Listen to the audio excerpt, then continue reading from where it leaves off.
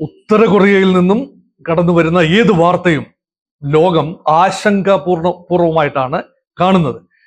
ഇപ്പോഴിതാ ഇന്നത്തെ പ്രധാന സംഭവ വികാസം, ഉത്തര കൊറിയയിലേക്ക് റഷ്യൻ പ്രസിഡന്റ് വ്ളാഡിമിർ പുടിൻ സന്ദർശനം നടത്തുന്നു. 24 വർഷത്തിന് ശേഷമാണ് റഷ്യൻ പ്രസിഡന്റ് ഉത്തര കൊറിയൻ തലസ്ഥാനമായ പ്യോങ് യാങ് സന്ദർശിക്കുന്നത്. ഓർക്കൂ, റഷ്യൻ പ്രസിഡന്റ് വ്ളാഡിമിർ പുടിൻ ഒരു വിവാദ നായകനാണ്. അതുപോലെ തന്നെയാണ് ഉത്തര കൊറിയൻ പരമാധികാരി കിം ജോങ് ഉൻ. അദ്ദേഹവും വളരെ വലിയ വിവാദ പുരുഷനാണ്. രണ്ടുപേരും വിവിധങ്ങളായ കാരണങ്ങളാൽ ലോകത്തിന് മുന്നിൽ പ്രതിക്കൂട്ടിൽ നിൽക്കുന്ന ഒരു കാഴ്ചയാണ് ഉക്രൈൻ യുദ്ധത്തിൽ റഷ്യയുടെ കടന്നുകയറ്റം. അത് പുടിനെ ലോകത്തിന്റെ മുമ്പിൽ പരിഹാസ്യനാക്കി മാറ്റി. അതുപോലെ ഉത്തര കൊറിയ നിരന്തരം നടത്തുന്ന ജൽപ്പനങ്ങൾ, കിം ജോങ് ഉന്നിന്റെ ഏകാധിപത്യ പ്രവണതകൾ, അമേരിക്ക വിരുദ്ധത, അയൽ രാജ്യങ്ങളുമായുള്ള ശത്രുത, ആണവ പരീക്ഷണങ്ങൾ, ഇതെല്ലാം തന്നെ ലോകം ആശങ്കാപൂർവമായിട്ടാണ് കാണുന്നത്. ഈ പശ്ചാത്തലത്തിലാണ് റഷ്യൻ പ്രസിഡന്റ് വ്ളാഡിമിർ പുടിന്റെ കൊറിയ സന്ദർശനം, വടക്കൻ കൊറിയ സന്ദർശനം പ്രസക്തമാകുന്നത്. എന്തുകൊണ്ട് ഇപ്പോൾ ഒരു സന്ദർശനം? കൃത്യമായി പറഞ്ഞാൽ ഉത്തര കൊറിയക്ക് വേണ്ടത് ആഹാരമാണ്, അതുപോലെ ടെക്നോളജിയാണ്. വെറും ടെക്നോളജി അല്ല, സൈനിക സാങ്കേതിക വിദ്യ. അത് വെച്ച് അവരൊരു വലിയ രാജ്യമായി, വലിയൊരു ശക്തിയായി പൊസിഷൻ ചെയ്യുകയാണ്.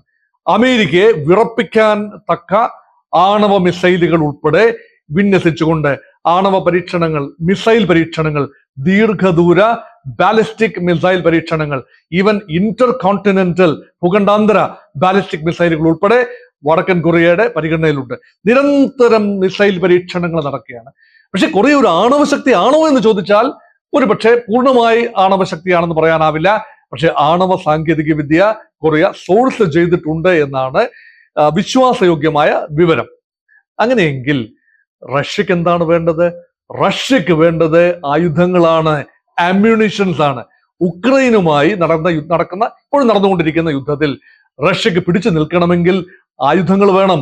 ഉക്രൈനെ അടിമുടി ആയുധം അണിയിക്കുന്ന തിരക്കിലാണ് നെറ്റോയും അമേരിക്കയും എല്ലാം. ആ യുദ്ധം പരാജയപ്പെടാൻ റഷ്യക്കാവില്ല. പരാജയപ്പെട്ടാൽ പിന്നെ പുടിന്റെ നേതൃത്വം അവിടെ ചോദ്യം ചെയ്യപ്പെടും. അതുകൊണ്ട് പുടിനെ സംബന്ധിച്ചിടത്തോളം എന്ത് വില കൊടുത്തും ഉക്രൈൻ യുദ്ധം ജയിച്ചു വരണം. അതിന് ആവശ്യമായ അമ്യൂണിഷൻസ് തേടുന്ന ഔട്ട്സോഴ്സ് ചെയ്യണം. റഷ്യക്കുള്ളിൽ ഇല്ലാത്തത് അതാണ്, അല്ലെങ്കിൽ നഷ്ടപ്പെട്ടുകൊണ്ടിരിക്കുന്നതാണ്. റഷ്യക്ക് വലിയ ആണവ ശേഖരമുണ്ട്, ശരിയാണ്. ലോകത്ത് ഏറ്റവും വലിയ ആണവായുധ ശേഖരമുള്ള രാജ്യം റഷ്യയാണ്.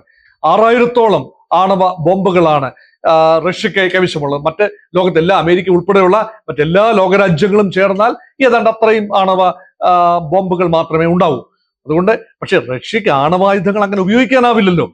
പരമ്പരാഗതമായ ആയുധങ്ങൾ, തോക്കുകൾ, മറ്റ് പീരങ്കികൾ, കവചിത വാഹനങ്ങൾ, പിന്നെ വെടിക്കോപ്പുകൾ, മറ്റെല്ലാം തന്നെ. അത് മാത്രമല്ല ഡ്രോണുകൾ. ഇപ്പോൾ ഡ്രോണുകൾ ഒരു വലിയ ആയുധം തന്നെയാണല്ലോ. അപ്പം ആളില്ലാ ഡ്രോണുകൾ അത് ഇറാനിൽ നിന്നും വലിയ തോതിൽ വാങ്ങിയതായും അത് ഉക്രൈൻ യുദ്ധത്തിൽ ഉപയോഗിച്ചതായും ഇപ്പോൾ തെളിഞ്ഞതാണ്. അതുപോലെ തന്നെയാണ് വടക്കൻ കൊറിയയുമായി ഇപ്പോൾ ഉപരോധത്തിലായ വടക്കൻ കൊറിയ. ലോകരാജ്യങ്ങൾ വടക്കൻ കൊറിയയെ ഉപരോധിച്ചിരിക്കുകയാണ്. ആയുധ കച്ചവടം വടക്കൻ കൊറിയക്ക് സാധ്യമല്ല. എന്നാൽ റഷ്യയുമായി അതിർത്തി പങ്കിടുന്ന, അല്ലെ ചൈനയുമായി റഷ്യയുമായിട്ടൊക്കെ അടുത്ത് കിടക്കുന്ന വടക്കൻ കൊറിയയിൽ നിന്നും ആയുധങ്ങൾ റഷ്യക്ക് എത്തുന്നത് വളരെ സ്വാഭാവികമായി ചെയ്യാവുന്ന ഒരു കാര്യമാണ്. അതുകൊണ്ട് തന്നെയാണ് റഷ്യ ആയുധങ്ങൾ അല്ലെങ്കിൽ പടക്കോപ്പുകൾ, പ്രത്യേകിച്ച് വെടിയുണ്ടകൾ പോലെയുള്ള കാര്യങ്ങൾ വടക്കൻ കൊറിയയിൽ നിന്നും സ്വീകരിക്കുകയും അതിന് പകരമായി റഷ്യക്ക് ആവോളമുള്ള 2 കാര്യങ്ങളാണ്. ഒന്ന് ഓയിൽ. റഷ്യക്ക് ഓയിൽ സർപ്ലസ് സ്റ്റേറ്റ് ആണ്. വളരെ വലിയ എണ്ണ പ്രകൃതിവാതക നിക്ഷേപമുള്ള രാജ്യമാണ്, ഉൽപാദനമുള്ള രാജ്യമാണ് റഷ്യ. അവർക്കത് വിൽക്കാൻ, അന്താരാഷ്ട്ര വിപണികളിൽ വിൽക്കാൻ ഉപരോധം മൂലം ബുദ്ധിമുട്ടാണ്. അതുകൊണ്ടാണ് ഇന്ത്യയുമായി റഷ്യ ഒരു കരാറിൽ ഏർപ്പെട്ടതും ഇന്ത്യയുമായി റഷ്യൻ റൂബിൾ, ഇന്ത്യൻ റുപ്പി ടേംസിൽ കരാറുകൾ സാധ്യമായതും ഇന്ത്യക്ക് ഒരു ആശ്വാസമായിരുന്നു. ഇതെല്ലാം ഒരു വശത്ത്. അപ്പോൾ എണ്ണയും അതുപോലെ തന്നെ സാങ്കേതിക വിദ്യയും, ആണവായുധ സാങ്കേതിക വിദ്യ ഉൾപ്പെടെയുള്ള കാര്യങ്ങൾ അത് പരസ്യമായി പറയാനാവില്ല. റഷ്യക്ക് അത് പരസ്യമായി പറയാനാവില്ല. അതൊക്കെ വളരെ ക്ലാൻഡസ്റ്റൈൻ അറേഞ്ച്മെന്റ് ആണ്. അത് മാത്രമല്ല ആണവ അന്തർവാഹിനികളും റഷ്യ കൊറിയയ്ക്ക്, വടക്കൻ കൊറിയയ്ക്ക് നൽകുമെന്നാണ് മനസ്സിലാക്കുന്നത്. എന്നിരുന്നാലും 2 കൂട്ടർക്കും പരസ്പരം യോജിക്കാവുന്ന, അന്താരാഷ്ട്ര ഉപരോധം കൊണ്ട് ബുദ്ധിമുട്ടുന്ന, വലയുന്ന 2 രാജ്യങ്ങൾക്കും പരസ്പരം ചാരി നിൽക്കാനും ആശ്രയിക്കാനും ഉള്ള ഒരു അന്തരീക്ഷമാണ് ഇത്. കഴിഞ്ഞ വർഷത്തെ പ്യോങ് യാങ്ങിൽ നിന്നും കിം ജോങ് ഉൻ റഷ്യ സന്ദർശിച്ചിരുന്നു കഴിഞ്ഞ പ്രാവശ്യം 2023. അതിനുള്ള ഒരു റിട്ടേൺ വിസിറ്റ് എന്ന നിലയിലാണ്. പക്ഷെ ഓർക്കൂ, 24 വർഷത്തിന് ശേഷമാണ് ഒരു റഷ്യൻ നേതാവ് വടക്കൻ കൊറിയ സന്ദർശിക്കുന്നത്. മാത്രമല്ല, വടക്കൻ കൊറിയയെ കുറിച്ചൊരു പ്രത്യേകതയുണ്ട്. വടക്കൻ കൊറിയ ഒരു കമ്മ്യൂണിസ്റ്റ് രാജ്യമാണ്. വെറുതെ കമ്മ്യൂണിസ്റ്റ് എന്ന് പറഞ്ഞാൽ സാധാരണ ഒരു കമ്മ്യൂണിസ്റ്റ് രാജ്യമല്ല, മറിച്ച് ഏകാധിപത്യ രാജ്യമാണ്, കുടുംബാധിപത്യ രാജ്യമാണെന്ന് വേണമെങ്കിൽ പറയാം.